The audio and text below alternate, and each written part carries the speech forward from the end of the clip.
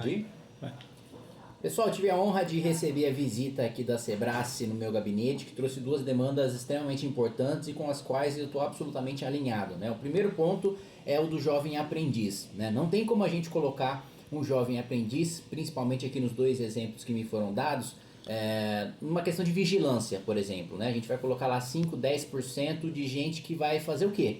Vai tirar um porte de arma lá com 16 anos de idade para estar junto com o vigilante.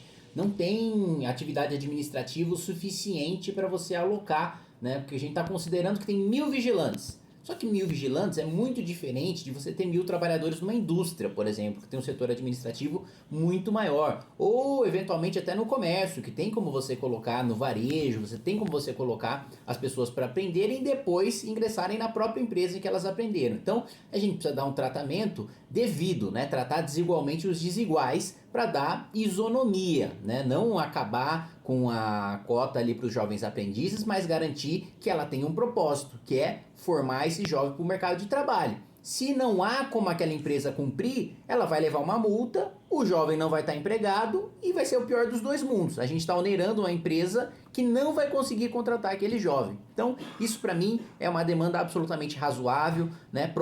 Várias propostas alternativas foram apresentadas aqui, como por exemplo, levar em consideração o número de trabalhadores do administrativo, né? Readequar a porcentagem para determinados setores para que seja o possível, né? E para que você não transforme isso numa barreira de mercado, né? Porque uma grande empresa consegue alocar, né, os jovens aprendizes na sua empresa sem grandes dificuldades. Agora, uma pequena empresa que tem como função principal, modelo de negócios, por exemplo, um trabalho terceirizado de faxina, não tem como você colocar como um auxiliar de faxina centenas ou dezenas de jovens aprendizes, né? Isso porque o jovem aprendiz não vai querer, e o segundo ponto é que você não consegue sequer oferecer esse serviço na ponta, né? Você inviabiliza o trabalho da empresa.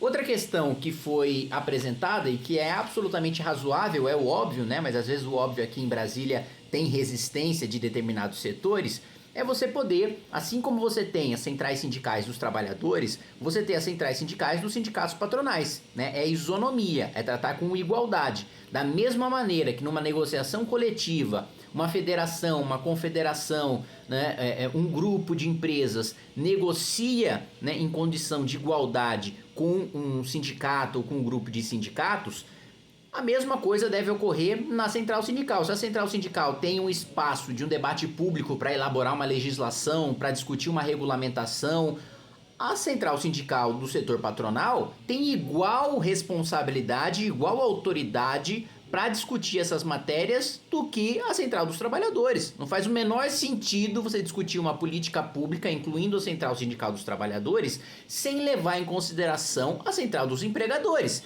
Mesmo porque é sempre importante lembrar, empregador e empregado não são inimigos. Um depende do outro. Sem empregador não tem empregado, sem empregado não tem empregador. E se não tiver esse diálogo, né, a nível, como estava no projeto original, aliás, que foi retirado infelizmente na hora da aprovação, mas se não houver esse diálogo com uma central sindical patronal, a gente vai ter leis e políticas públicas que não escutaram um lado e que por isso vão prejudicar esse lado. E prejudicando esse lado, você vai prejudicar toda a sociedade. Então, são duas demandas completamente razoáveis que me foram trazidas aqui. No que eu puder fazer para apoiar o setor, vocês podem contar comigo, porque não porque eu quero fazer um agrado para o setor ou nada do tipo, mas porque o que vocês defendem é o interesse público. Não é só o interesse da categoria de vocês, mas é o que é bom para a sociedade. Então, nesse sentido, eu estou completamente alinhado.